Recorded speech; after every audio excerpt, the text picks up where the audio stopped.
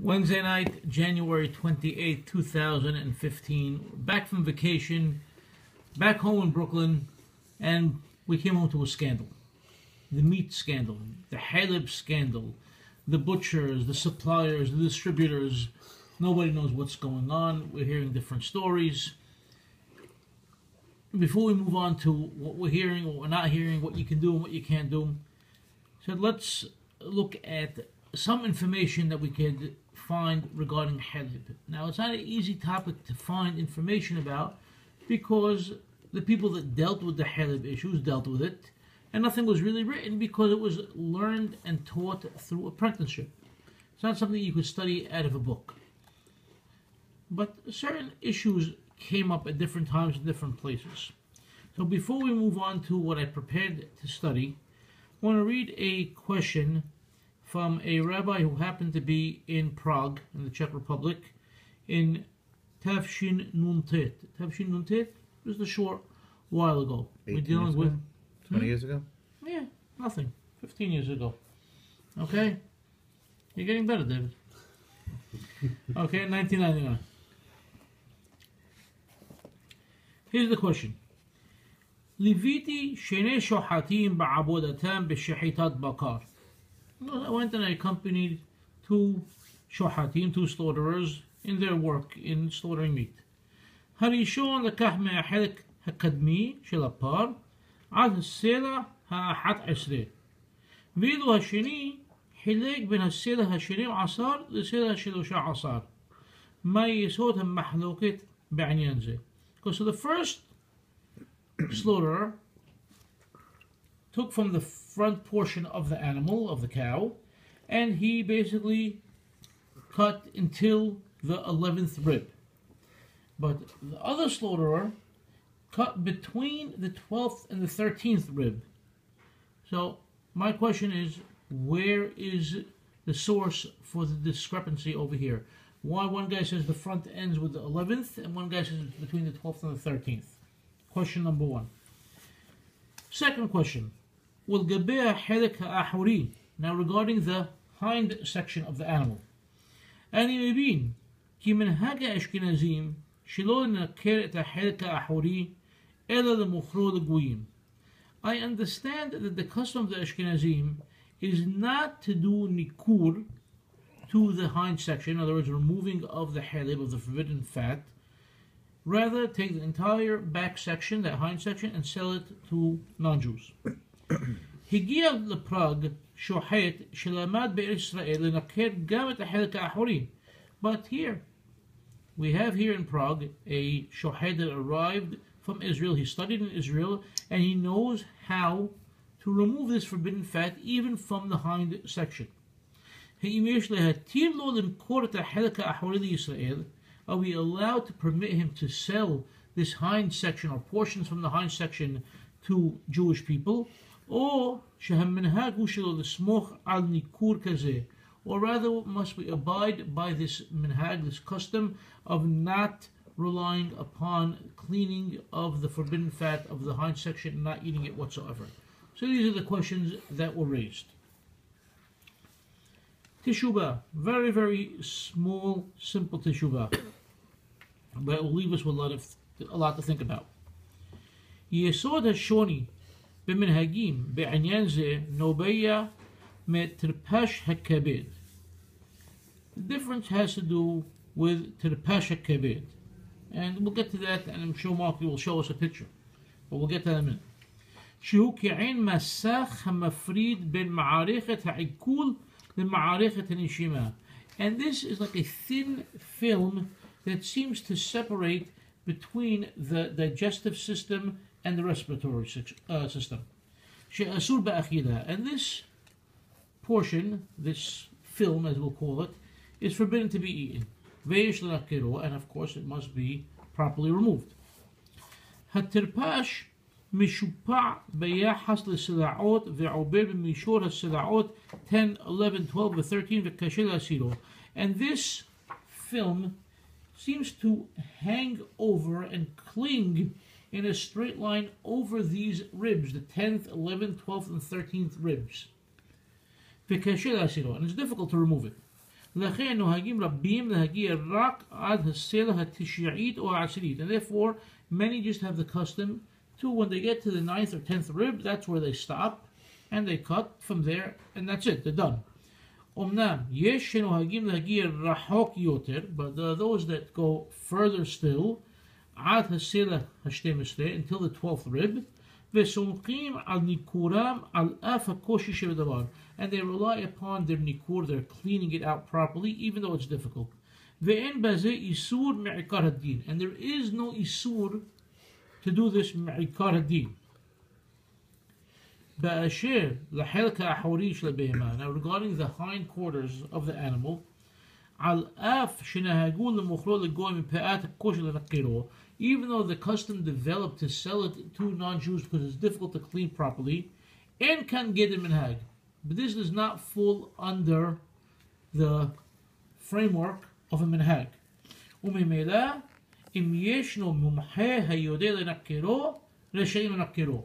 And if there is an expert that knows how to clean it properly and remove all the forbidden fat, then they're allowed to remove it and they can sell it and eat it, etc. This is this section. Now, as a footnote over here, they quote Rabbi Moshe Feinstein from Igrot Moshe, and he says, I see no problem whatsoever. It's not a sort to clean out the hind section and to do it properly. And which part of Igrot Moshe? Where's the Igrot source? Moshe Yoreh De'ah Helek Bet Siman Min Bet. Okay, Yoreh De'ah, Volume 2, Siman 42. Okay, any רואה שום איסור. דאף דלא נהגו במקומותינו הטבחים שוחטים לנקר חלק האחוריים, לא נמצא שהוא מנהג שנהגו לאיזה חומרה, שרק משום שהטבחים לא עשו את זה בזה. Because this is not a minhag that was established because they didn't know what to do or because they wanted to create a humrah. It was just because the butchers didn't want to deal with it. But if you have people that know how to properly deal with it, it's not a problem. וכך מקובל מאדמון מלובביץ' להתיר, also the Lubavitch Rebbe also allowed it. Okay? In any case, I read something earlier, not in front of us, that in fact Rabbi Moshe Feinstein said that before he came to the United States, when he was still living in Russia, they always used to clean it, and he preferred those, those sections of meat from the hind quarter of the animal. And whenever he would have holidays together with his son-in-law, Rabbi Tendler, he would say, even though the food is delicious, it doesn't come close in taste and quality and texture to the meat we used to eat that was from the hind quarters. Okay, just keep that in mind. Okay, so now we're going to read from Nahan Misraim. Nahan Misraim, as we know, is a book of Minhagim of Egypt. It was written by Acham Nefael Haron ben Shimon, who was the chief rabbi of Egypt, well, called Cairo more specifically, from 1891 to 1921. He published this book in Alexandria in 1908. Hilchot Heleb Vadam.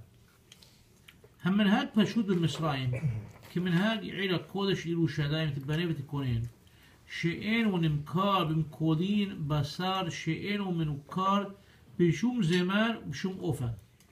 Because the manhag in Egypt, just like Yerushalayim, that no meat that has not been cleaned properly is sold at any place and under any circumstance.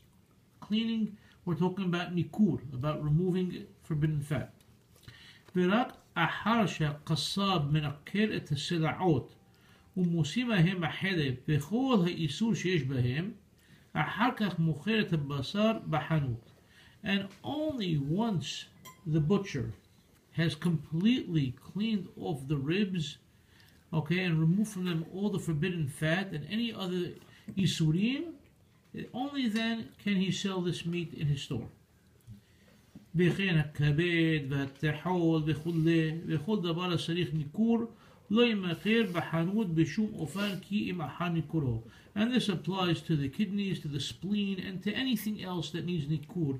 Nothing can be sold until it has been cleaned. In other words, you don't sell it to a person, take home and clean it yourself.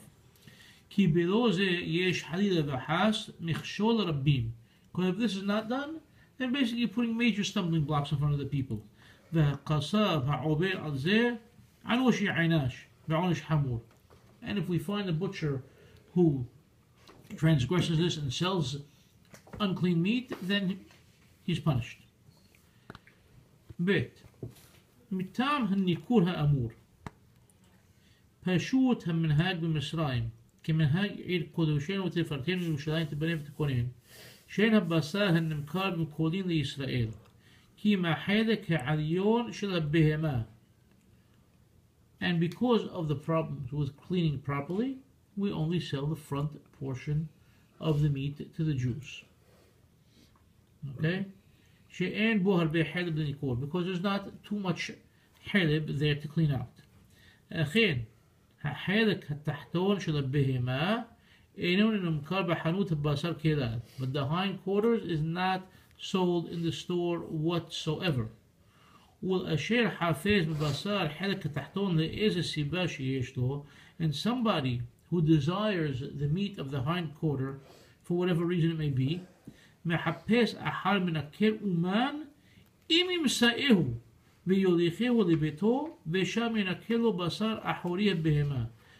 He has to go and search out a professional cleaner and take him to his house and clean it over there. והוא יחוש לעצמו, and let him worry about it for himself. אכן לנקר חלק התחתון ומוכרו לרבים, but to sell the hind quarters and sell it publicly, חלילה, it's not happening. אין זה מצוי במצרים ולא ימצא. Cannot find it in Egypt and it will not be found. Right. Now he goes on to explain. ופעמים רבות דרשו כמה מהקהל מאת בית דין הצדק במצרים הכין עליה אלוהים לראות אופן לניכור בשר האחורין ומוכרו לרבים בחנויות כי נחשפה נפשם לאכול בשר תאווה הזה. And many times certain individuals from the congregation went and asked from the beit din, find us a way to set up proper nikur of the hindquarters so it can be sold in the butcher shops because they really have a desire to enjoy this, this special meat. But we were not able to find a way to give them what they want. For different reasons. And now he goes on to explain what these reasons are. In Egypt, we eat a lot of meat. Okay? Other places didn't eat a lot of meat. In Egypt, a lot of meat was eaten. And it's all behema gasa. In other words, it's all cows. Cows, bulls, etc. And there are more than 10 butcher shops. 10 kosher butcher shops he's talking about. Okay, now he printed this 1908. Okay? So let's say we're talking 1900. Just imagine to yourself what we're talking about. Okay, these are the butcher shops of those selling kosher meat. Where we're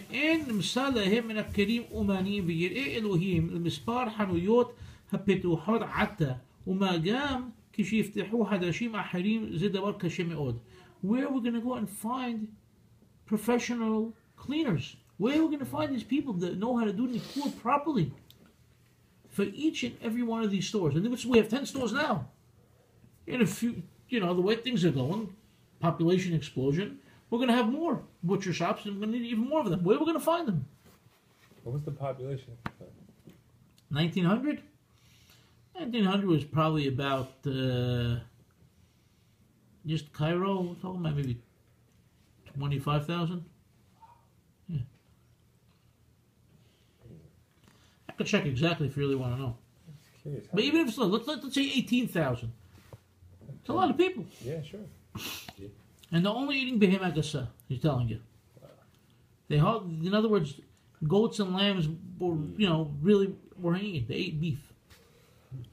Now, there was some, lamb eaten. I'm not going to say it wasn't eaten at all. It was eaten, but in much less of a proportion. ב' זמן השחיטה במצרים הוא אחר חסות לעולם. The time of doing shechita in Egypt is always after midday.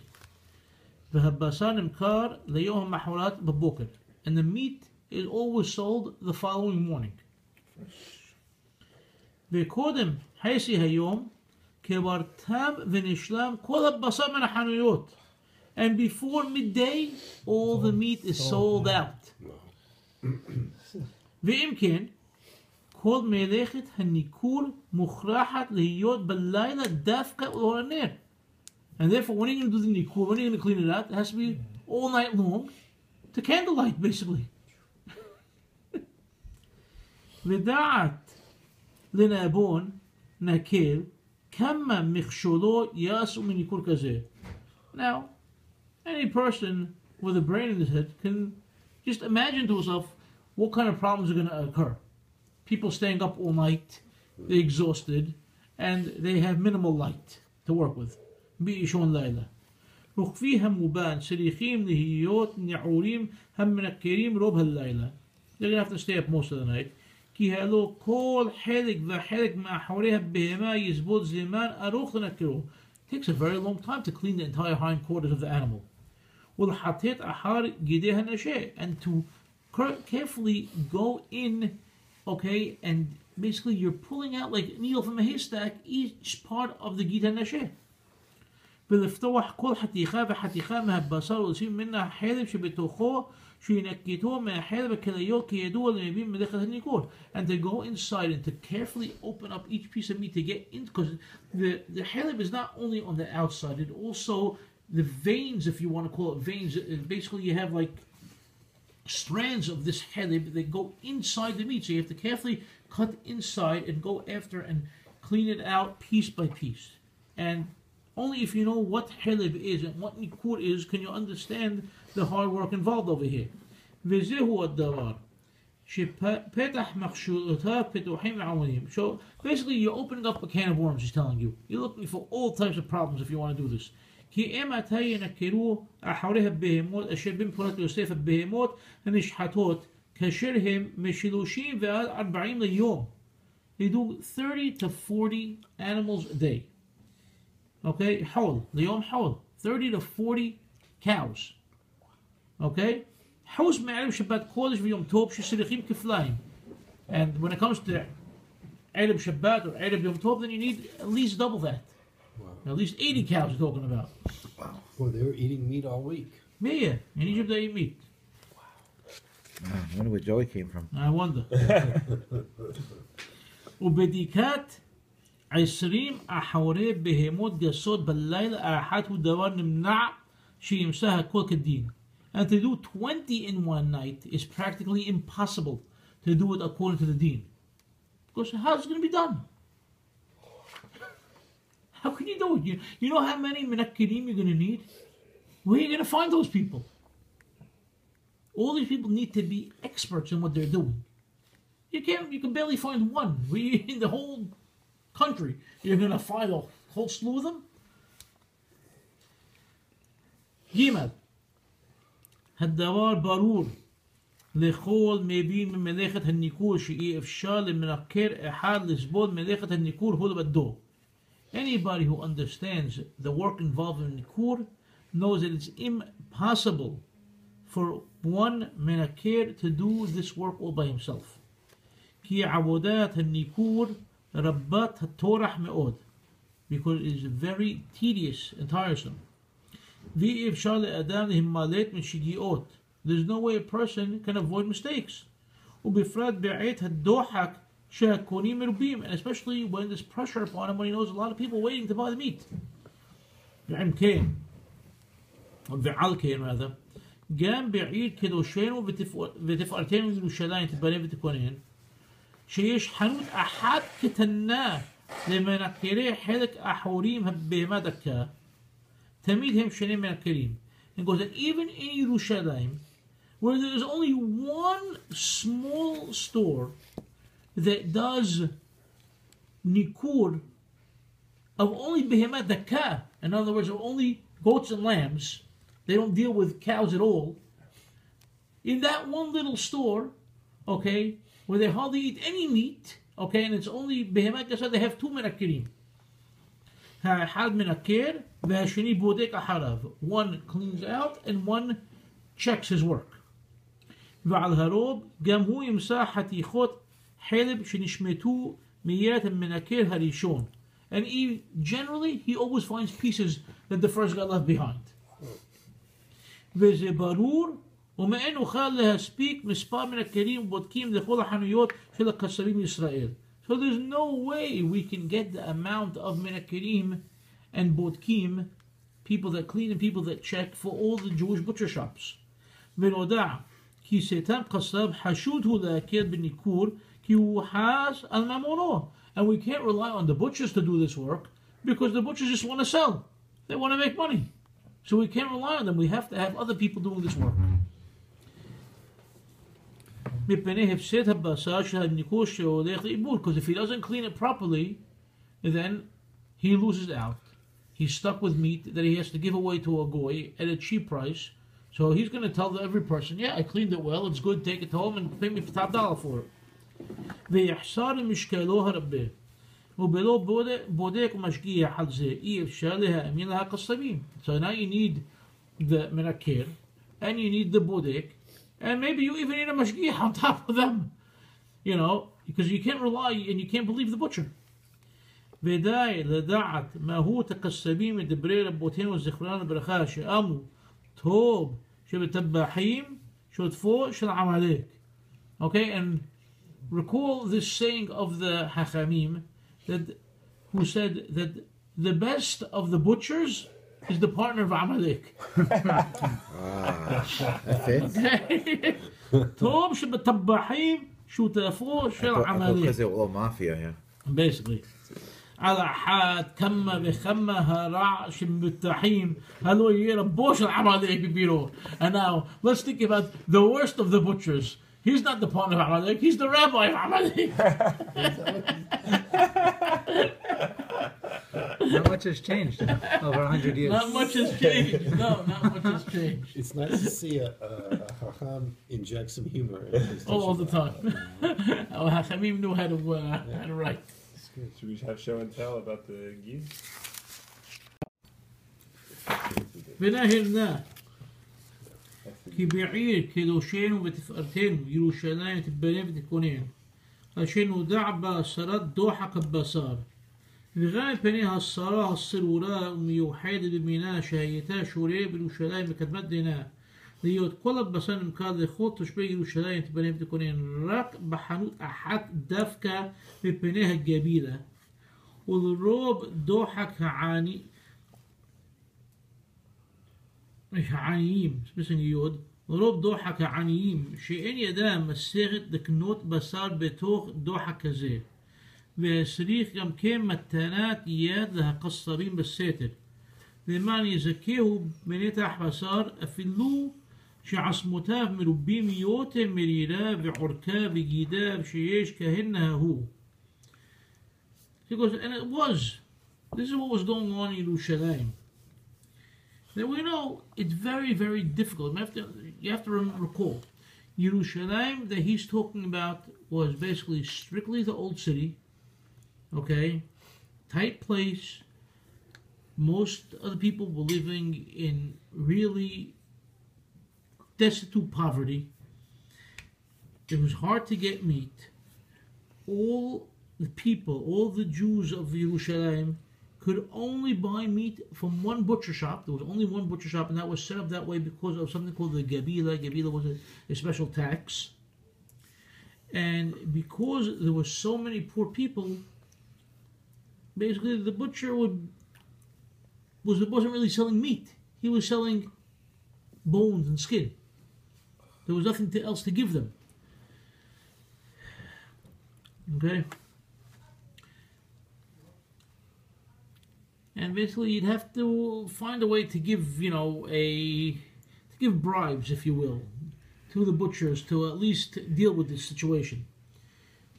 למען יזכהו בנחת בשר אפילו שעצמותיו מרובים יותר מרירה ועורקה וגידה שיש כהנה מהו. עמד עתר אשר מרן אבא זכר צדיק וקדוש לברכה. So now you're saying my father, Hacham David ben Shimon, got up and he did something. What did he do? הוא פתח חנות קטנה למכור בה בשר אחורים בניכור תחת השגחתו כי הוא, זכותו יגן עלינו, היה אומן מופלא ומומחה בניכור דבר פלאי. He went and opened up a small little store to sell hindquarter meat that he supervised because he was a noted expert in removing all the Heleb and all the forbidden things in a wondrous way. וסכום הבשר היה כערך 20 רוטלס לשבוע. And the amount that we're talking about 20 pounds for the week, approximately. וזה רק עבור העניים. And he did this strictly for the עניים. ושני מנקרים עשה אחת לניכור והשני בודק אחריו ומחטט.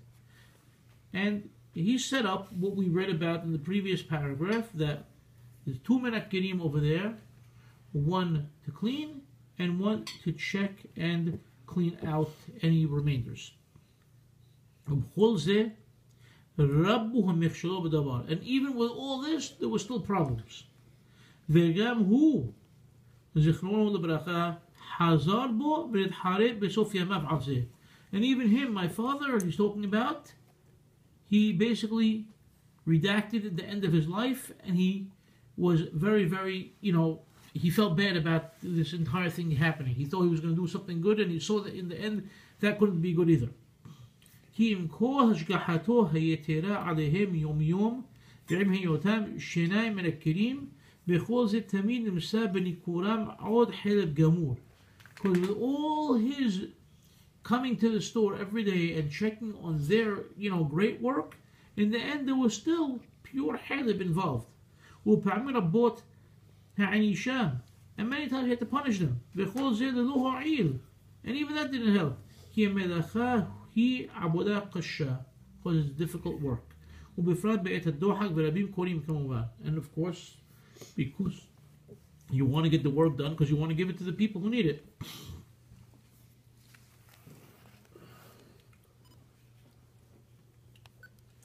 ואם זהו בעיר הקודש ירושלים תתפנה ותכונן, אשר כל אכילתם הוא בשר בהמה דקה, אשר חלק אחוריה הוא קטן מאוד. And if now we're talking about Yerushalayim, they were only talking about בהמה דקה, okay, in other words, a light animal like a goat or a sheep, that the entire backside, the entire hindside of the animal is much smaller than the hind quarters of a cow or a bull or a bison or what have you.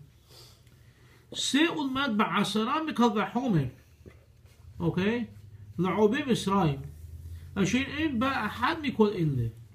And now go think 10 times كذب حمر regarding Egypt, who are not dealing with the same type of condition at all. هأحد one, كي إن كان دوحك ببصار, okay, there's no problem getting meat. كي يوتم عشرة حنويت إيش بن براء يوسف. There's plenty of butcher shops, at least 10 right now. بخول البصار من بهما قسا أشير ترحات النكو مرباكم وبان. And all of it is coming from بهما قسا. Like we said, cows, bulls, steer, whatever it may be, that obviously the work is much more. شنيت كي إن بيت دينينو يدعين ملخة النكور هتيب كي لدشكي حال من الكريم. Because our bit din does not know enough to come and supervise the Menakerim. Basically, he's telling you, we didn't have people in the Beit Din that dealt with this. The Beit Din was basically on his own most of the time. Shilishit, ki en zeman hashkiach alehem, ki abbasan ishhad ba'irib v'nimkar b'boker.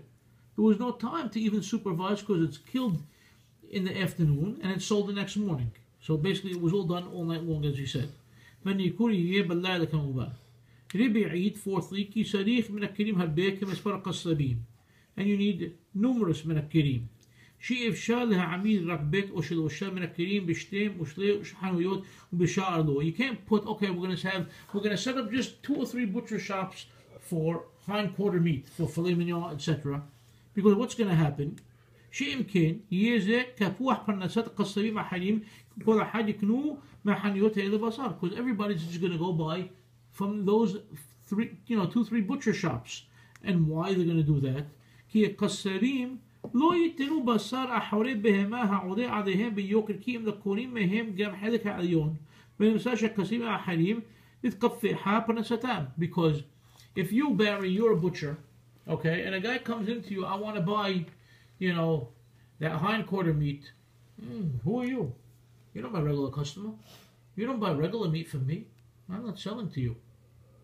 So the only way you're going to be able to buy this better stuff from the back of the animal, you have to now become a regular customer of his for him to be selling you those pieces.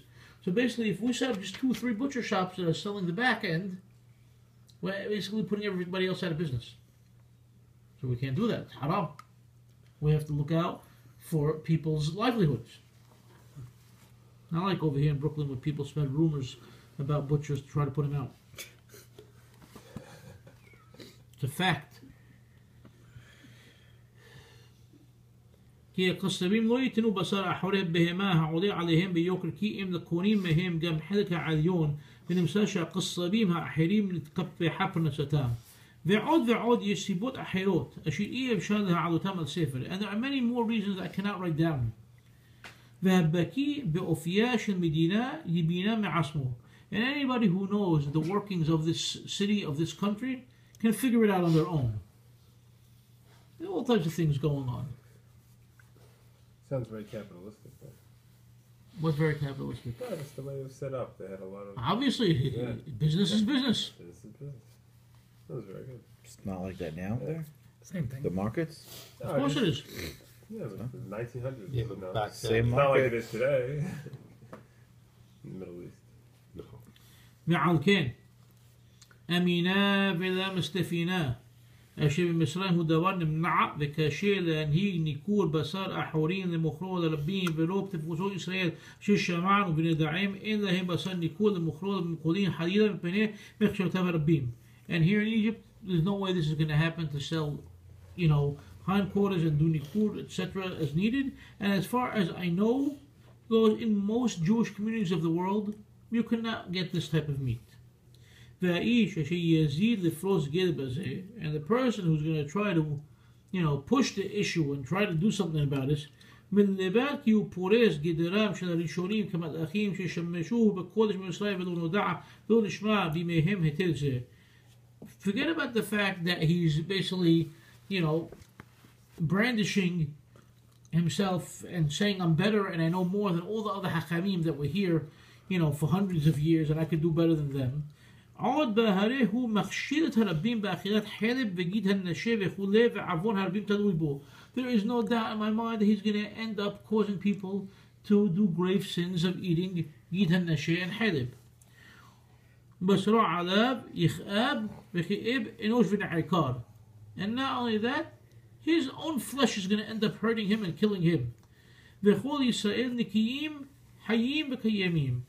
But we know, Bnei Israel, the clean people, the living, the everlasting, وإيش براتي ويحيد عشان نفشوت تأذي بصر تأذي.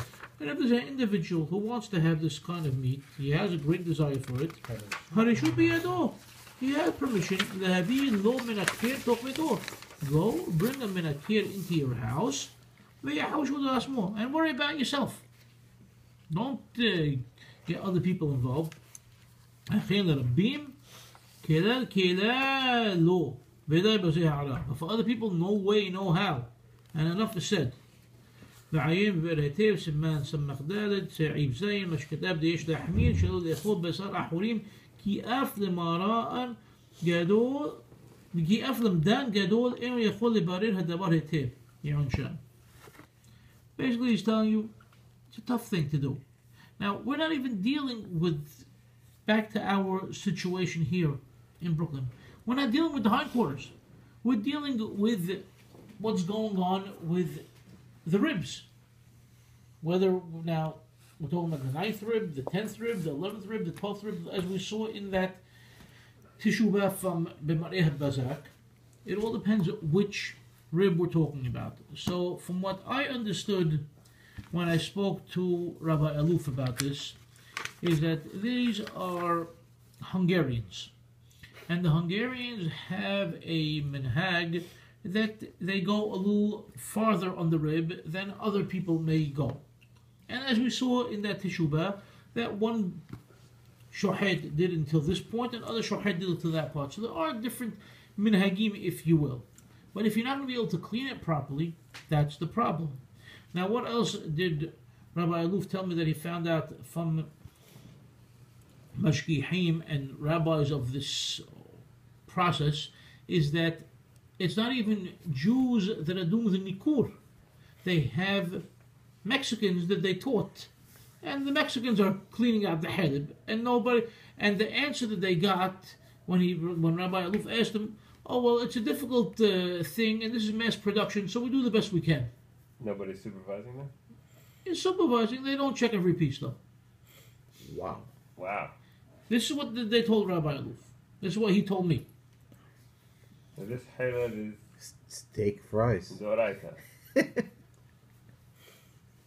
Heleb, listen. Even if it's... Last time I looked, open up Vayikra, yeah, it's Doraita. No, but he said... Open up Peragim of Vayikra. So which part of it? You're saying it's on the rib? From what I'm understanding, is the rib, and that's why it affects. What's the lining of the rib to the... I don't know. I didn't see pictures. I can't tell you exactly. So I'm trying to... Okay, but from basically, if we're dealing with veal pockets are from the rib area, and if we're dealing with these skirt steaks, it's also coming from that bottom rib area. So yes, it makes sense that's what it would be. So that it's lining the abdomen, though? It's the ribs, the inside of the rib? I don't know enough to tell you. Okay. I don't know enough.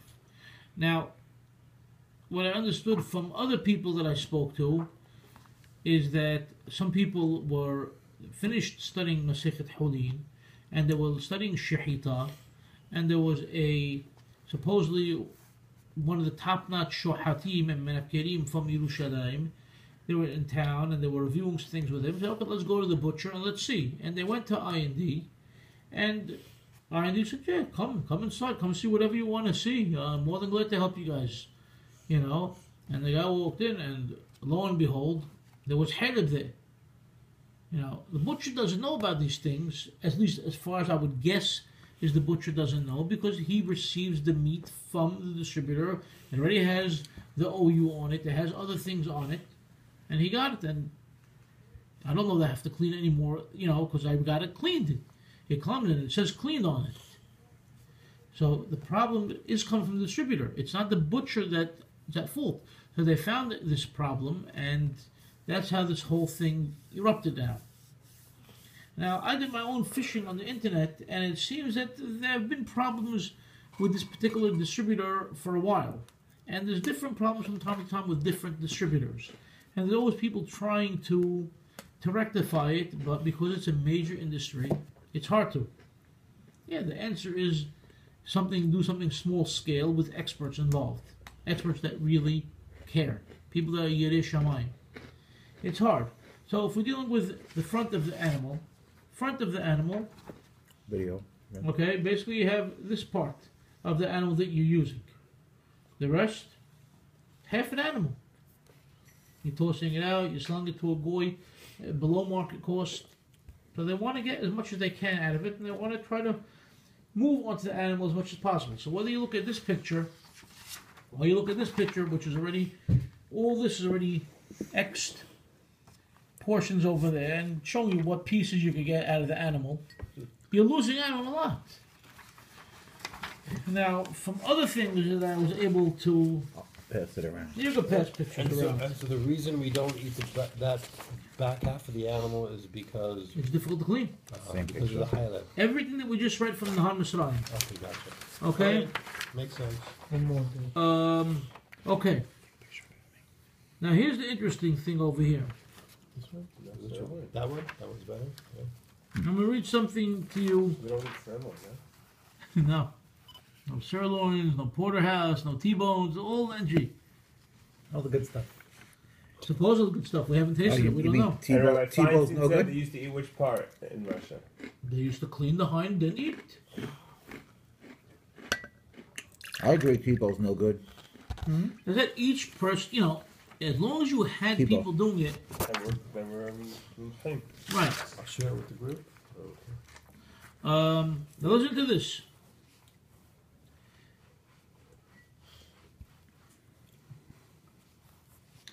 Many are very concerned about the current status of nikur in the United States. May we accept in the broad sense the minhagei nikur that was being utilized in certain specific areas of Europe as the standard for everyone in the USA? There are the minhagei Israel, which was set up by Rabbi Yehoshua Leib, among others.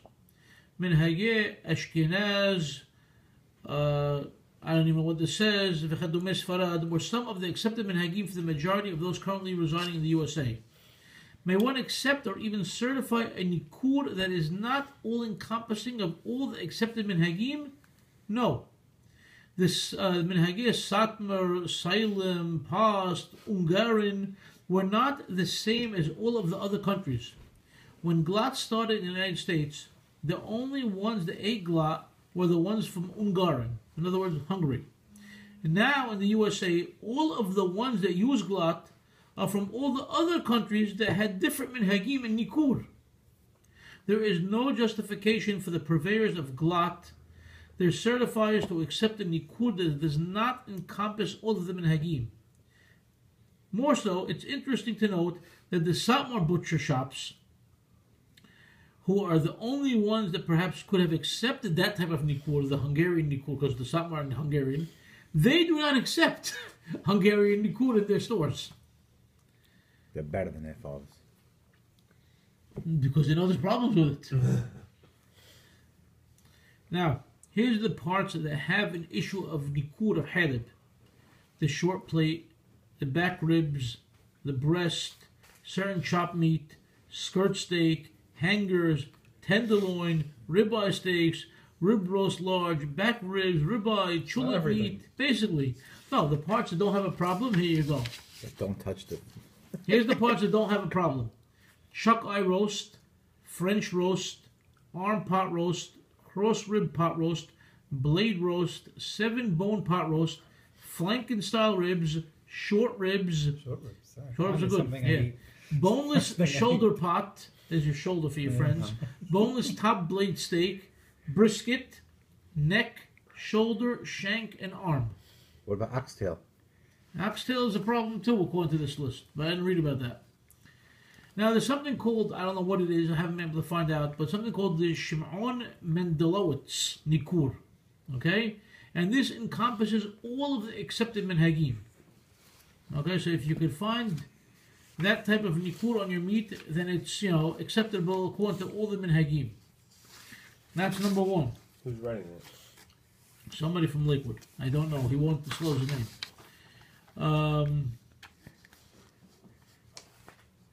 There was something else over here. Something called Rosenblatt's beef. And this Rosenblatt beef, forget about it has Hashgaha of the OU and the CRC of Chicago.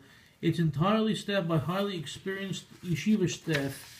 Standards of the staff for shahita, bidika, nikur would have been to what I would be looking for, it says. But only for the beef, there's not enough information about the veal and lamb. Now, Ralph, you were saying earlier something about Sephardim. Mm-hmm. So he's saying over here, Sephardim should be aware that much of the Beit Yosef beef they are using is not Beit Yosef. In fact, it's only Beit Yosef based upon the label that they put on the package. Okay, whereas the Rosenblatt beef meets true Beit Yosef standards. Okay? Now, supposedly the Beit Yosef stuff that's good is Solomon's, Fischel's, and Kiryat Yoel, and Teva Beis Yosef, whatever these places are. Go ahead and find them. But bottom line is you're dealing with problems of karet. Yes, eating halib is an issue of karet. You have karet for eating hames on Pesach. You have karet for eating on Yom Kippur. Two things that any, even somewhat religious Jew, fears drastically. So how come halib people aren't up in arms about? How come they're not doing something about it? We don't know. It's in the butcher's hands. No, they don't know they never heard the word halib before. Right. Okay, I had an older guy came into the store today. Joey, what's going on with the meat? What's this? What's going on? You come to eat at Michael's? Oh, you never heard of this place, Michael.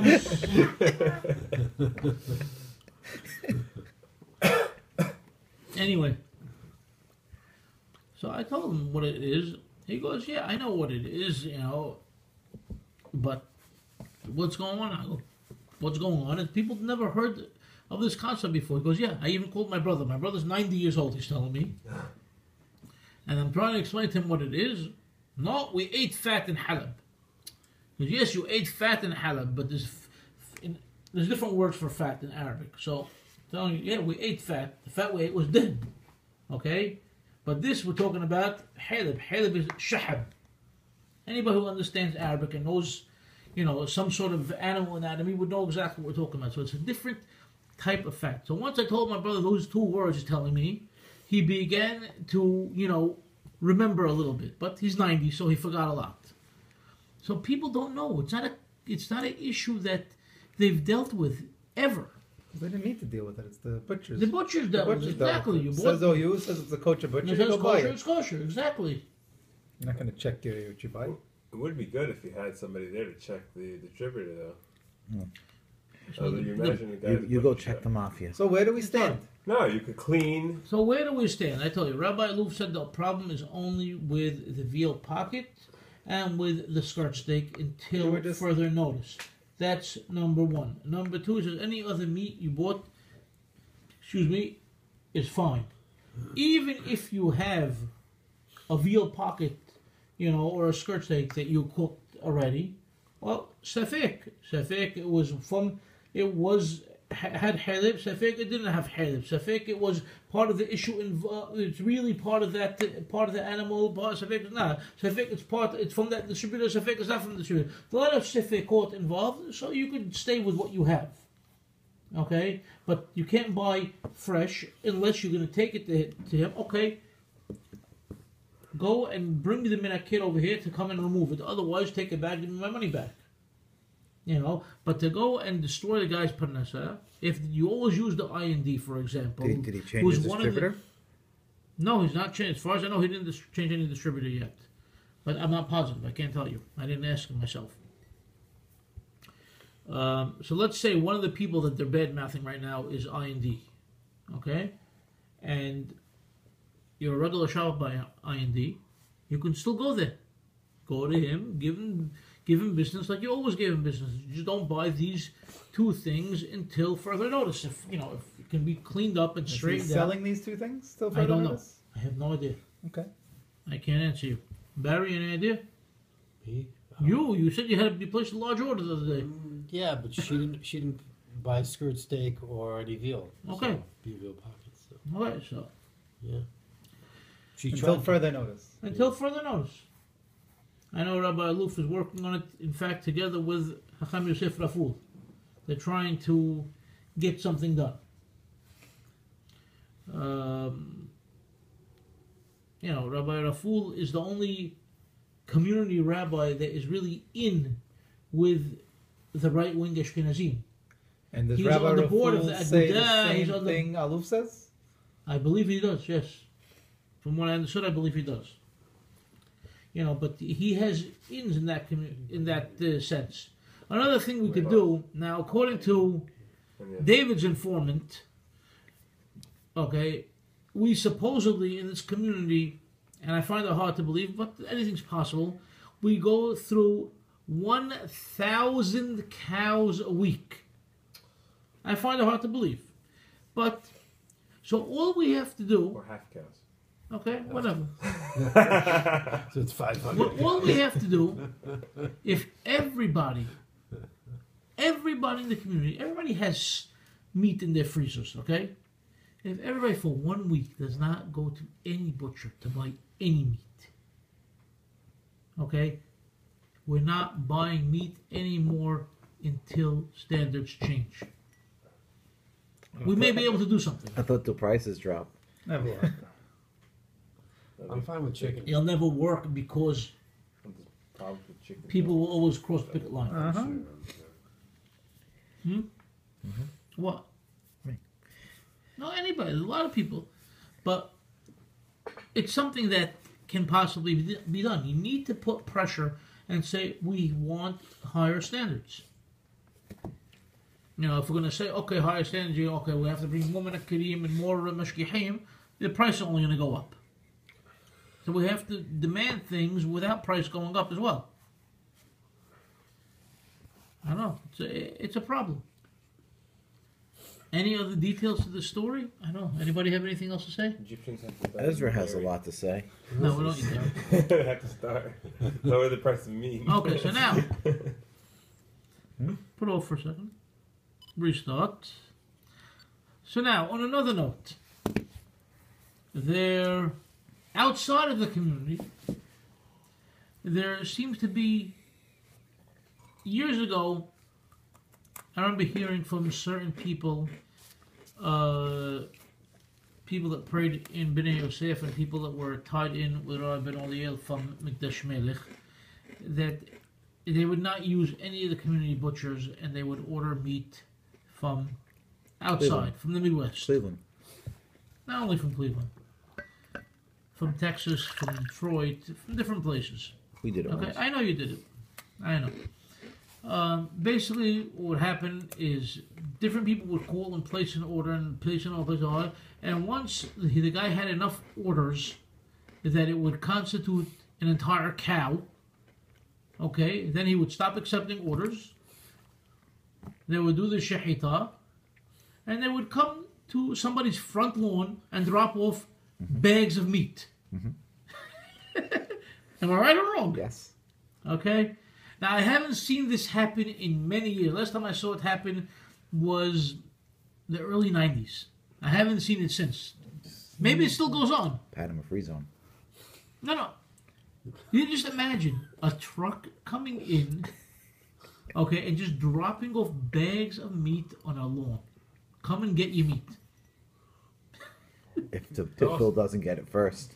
Yeah, right. basically. Yep. Okay, put that on the side. Another thing I found out in my investigation this week, there are shohatim and menakirim that are working low-key, privately, to get better cuts of meat and hind-quarter meat. You're paying premium prices, but supposedly it's top quality and under hashgaha of Rabbi Eliyahu ben Hayim from Queens. Oh. The guy, The YU guy. The YU guy. Yeah, The YU guy. I don't know who else supervises. I don't know to what extent. I'm still trying to find out more I'll details give you a about guy for it. that. Let me work on it, okay? And supposedly some people in the community already are buying that meat, and they say it's very good quality. But we need to find about the kashrut first, before the quality. So it's a tough call. We have a lot of great butchers in the community, whether it's I&D, whether it's Sasson, whether it's Prime Cut, even if it's Moishi's, okay? Or you have over here Marglot, you have Pomegranate, you have I don't know who else. What are King's the Highway, King's Jerusalem Highway? Okay, you have. Aviglad. It's not Aviglad. I thought they changed the name also. Okay. Schleimies. The Schleimies over there on Change Cornell the Avenue. No. Aviglad, whatever. Whatever it is, there's a lot of butchers. I honestly do not think, from anything that I've met over the years, I don't think they're out there to cause us to eat non-kosher. You understand? They're not involved with the meat directly. They're getting the meat. So it's the suppliers. The merchants. They're getting meat from the distributor. Okay? So if there's nobody on the supplier level, and the supplier is, providing the meat to them with reliable hashgaha, so you can't blame the butcher. So OU is the problem, he's saying. It may be. I don't know for sure. I don't want to point fingers because I don't know. It's been years. There's this problem with the mass production of meat. Yeah. Well, we've always had this problem with chickens as well. Yeah. Okay? When you're doing shechita with chicken, okay, or any shechita, you have to check after each killing. The blade, right? Okay? But over here they don't do that. If you go, let's say, to mass produce kosher empire chicken, they don't check it after every bird. So there's some people that won't eat that either. It's very, very difficult. Everyone's gonna go vegan. Nobody's going vegan. See, Nobody's going vegan. Do me a favor. I don't know. certain community rabbis became vegetarian because of this, no? I don't know. I don't know Who, any. you? Not me. I can't tell you that any community rabbis went vegan because of this. Not No, vegan. Not because of this, I don't think. I don't buy it. You have anything to say? No, Ezra Dan. He's not in the community. Is he vegetarian? Honestly, I don't know. There's no easy answers. Our problem as a community is that we've never been organized as a community. We have no ahbut. We have no bit din. We don't have the rabbis working together. They are not teaching shehita and nikur to our own people. They have not set up a Sephardic kashrut authority in the community to pursue this or the kashrut of other items, whether it be for year-round use or for Pesach. We have a problem. We are one of the world's greatest communities, quote unquote, but at the same time, we have no unity in this community. See, we're a bunch of commies. That's all we are. No, really, it's a problem that we have. I don't know what the answer is. There's a lot that needs to be done. A lot, left to be desired. Well, Ezra's fault. David brought it up.